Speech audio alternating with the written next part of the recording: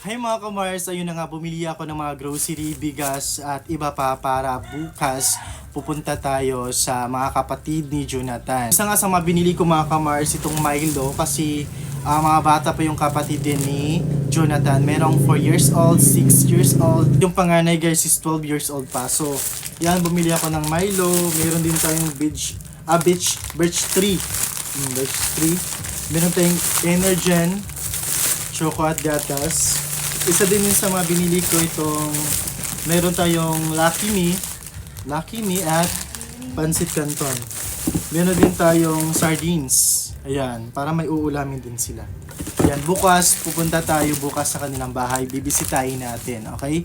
At ayun ang mga kamars, para naman hindi problemahin pa ng mga magulang ni Jonathan. Dahil yung naiwan nga sa kanilang bahay yung mga bata na lang kasi yung tatay at nanay ni Jonathan, sila yung nagbabantay, nasa ospital sila.